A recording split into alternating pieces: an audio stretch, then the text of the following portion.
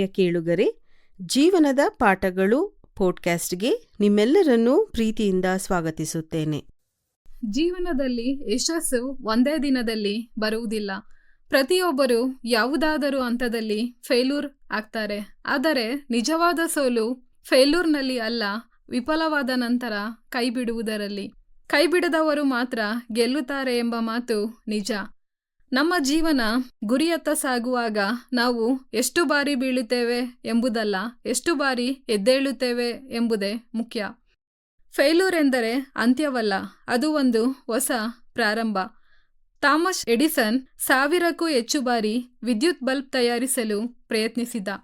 ಜನರು ಅವನನ್ನು ಹಾಸ್ಯ ಮಾಡಿದರು. ಆದರೆ ಅವನು ಹೇಳಿದ, ನಾನು 1000 ಬಾರಿ ವಿಫಲವಾಗಲಿಲ್ಲ, ನಾನು ವಿದ್ಯುತ್ ಬೆಳಕು ಹೇಗೆ ಕೆಲಸ ಮಾಡುವುದಿಲ್ಲ ಎಂಬ 1000 ಮಾರ್ಗಗಳನ್ನು ಕಂಡುಹಿಡಿದಿದ್ದೇನೆ. ನಮ್ಮ ಜೀವನದಲ್ಲಿಯೂ ವಿಫಲತೆ ನಮಗೆ ಯಶಸ್ಸಿನ ದಾರಿಯನ್ನು ತೋರಿಸುತ್ತದೆ. ತಪ್ಪುಗಳಿಂದ ಕಲಿಯುವವನು ಮುಂದೆ ಸಾಗುತ್ತಾನೆ. ಸ್ನೇಹಿತರೆ, ನಾವು ಬಲಿಷ್ಠರಾಗುವುದು ಸುಲಭ ಕಾಲಗಳಲ್ಲಿ ಅಲ್ಲ, ಕಠಿಣ ಕಾಲಗಳಲ್ಲಿ.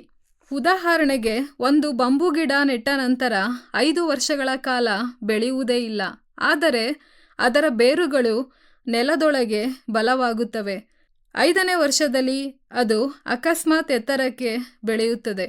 ನಮ್ಮ ಜೀವನವು ಹಾಗೆಯೇ.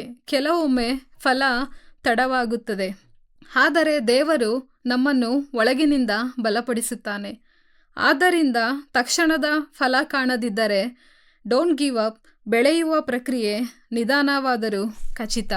ಕೆಲವೊಮ್ಮೆ ಭಯ, ಟೀಕೆ ಮತ್ತು ಸಂಕಟಗಳು ನಮ್ಮನ್ನು ಹಿಂಸಿಸುತ್ತವೆ. ಆದರೆ ಧೈರ್ಯದಿಂದ ಮುಂದುವರಿದವರು ಇತಿಹಾಸದಲ್ಲಿ ಗುರುತು ಬರೆದಿದ್ದಾರೆ. APJ Abdul Kalam, Nelson Mandela, Mother Teresa ಇವರು ಎಲ್ಲರೂ ತಮ್ಮ ಜೀವನದಲ್ಲಿ ಕಷ್ಟ ಎದುರಿಸಿದರು, ಆದರೆ ಕೈ ಬಿಡಲಿಲ್ಲ. ಅವರಲ್ಲಿ ಸಾಮಾನ್ಯವಾದ ಗುಣ ಅವಶ್ಯಕ ಸಮಯದಲ್ಲಿ ಧೈರ್ಯ.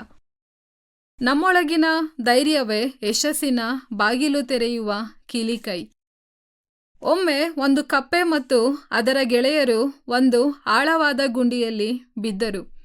ಎಲ್ಲ ಕಪ್ಪೆಗಳು ಹೇಳಿದವು, ಇಲ್ಲಿಂದ ಹೊರಬರಲು ಸಾಧ್ಯವಿಲ್ಲ, ನೀವೆಲ್ಲ ಸಾಯುವಿರಿ.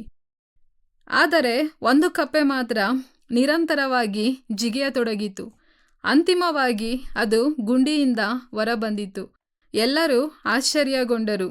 ನಂತರ ತಿಳಿದು ಬಂತು, ಆ ಕಪ್ಪೆ ಮೂಕ ಮತ್ತು ಕಿವುಡ ಆಗಿತ್ತು. ಅದು ಇತರರ ನಿಂದನೆ ಕೇಳಲಿಲ್ಲ. ಅದು ಭಾವಿಸಿತು, ಎಲ್ಲರೂ ಮುಂದೆ ಜಿಗಿ ಎಂದು ಪ್ರೋತ್ಸಾಹಿಸುತ್ತಿದ್ದಾರೆ. ಅದರ ನಂಬಿಕೆಯೇ ಅದರ ಜೀವವನ್ನು ಉಳಿಸಿತು. ಸ್ನೇಹಿತರೆ, ಜನರು ಏನೇ ಹೇಳಲಿ ನಿಮ್ಮ ನಂಬಿಕೆಯನ್ನು ಕಳೆದುಕೊಳ್ಳಬೇಡಿ.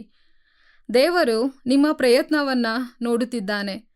ಕೈ ಬಿಡದವನು ಕಡೆಯಾಗಿಯೂ ಗೆಲ್ಲುತ್ತಾನೆ. ಹಾಗಾಗಿ ಜೀವನದಲ್ಲಿ ಎಷ್ಟೇ ಕಷ್ಟ, ಕಠಿಣ ಪರಿಸ್ಥಿತಿ ಬಂದರೂ ಡೋಂಟ್ ಗಿವ್ ಅಪ್ ಎಂಬ ಒಂದು ಮಾತು ಮನದಲ್ಲಿ ಇಟ್ಟುಕೊಳ್ಳಿ.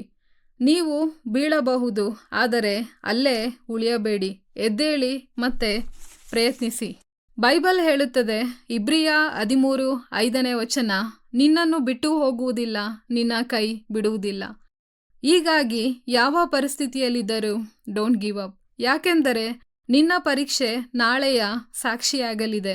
ನಿನ್ನ ಕಣ್ಣೀರೇ ನಾಳೆಯ ಜಯದ ಬೆಳಕಾಗಲಿದೆ. ಒಬ್ಬ ಲೇಖಕ ಹೇಳಿದ ಮಾತು ನೆನಪಿಡಿ, ನಮ್ಮ ಜೀವನದ ಅತ್ಯಂತ ಕತ್ತಲೆಯ ಕ್ಷಣಗಳಲ್ಲಿಯೇ ಬೆಳಕಿನ ಕಿಡಿ ಹುಟ್ಟುತ್ತದೆ. ಆದ್ದರಿಂದ ಜೀವನ ನಿಮಗೆ ಎಷ್ಟು ಸವಾಲು ಹಾಕಿದರೂ ತಪ್ಪುಗಳಿಂದ ಕಲಿಯಿರಿ, ಸಮಯದ ಮೇಲೆ ನಂಬಿಕೆ ಇಡಿ ಮತ್ತು ನಿಮ್ಮ ಕನಸಿನತ್ತ ಮುಂದುವರಿಯಿರಿ. ನಿಮ್ಮ ಯಶಸ್ಸು ಇಂದಲ್ಲದಿದ್ದರೂ ನಾಳೆ ಖಂಡಿತವಾಗಿಯೂ ಕಾಣುತ್ತದೆ. ಹಾಗಾಗಿ ಒಂದು ಮಾತು ಮಾತ್ರ ನೆನಪಿಡಿ, ನೆವರ್ ಗಿವ್ ಅಪ್.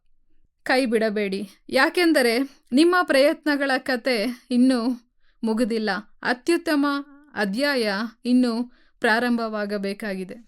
ಈ ಕಾರ್ಯಕ್ರಮದ ಬಗ್ಗೆ ನಿಮ್ಮ ಅಭಿಪ್ರಾಯ, ಸಲಹೆಗಳು ಹಾಗೂ ಯಾವುದೇ ಪ್ರಾರ್ಥನಾ ಮನವಿಗಳಿದ್ದಲ್ಲಿ ನಮ್ಮ ದೂರವಾಣಿ ಸಂಖ್ಯೆಗೆ ನೀವು ಕರೆ ಮಾಡಬಹುದು. ನಮ್ಮ ದೂರವಾಣಿ ಸಂಖ್ಯೆ 9902606453. ನಿಮ್ಮ ಅಭಿಪ್ರಾಯಗಳನ್ನು ಇಮೇಲ್ ಮೂಲಕವೂ ನಮಗೆ ತಿಳಿಸಬಹುದು. ನಮ್ಮ ಇಮೇಲ್ ID info@fibaonline.org. ವಂದನೆಗಳು.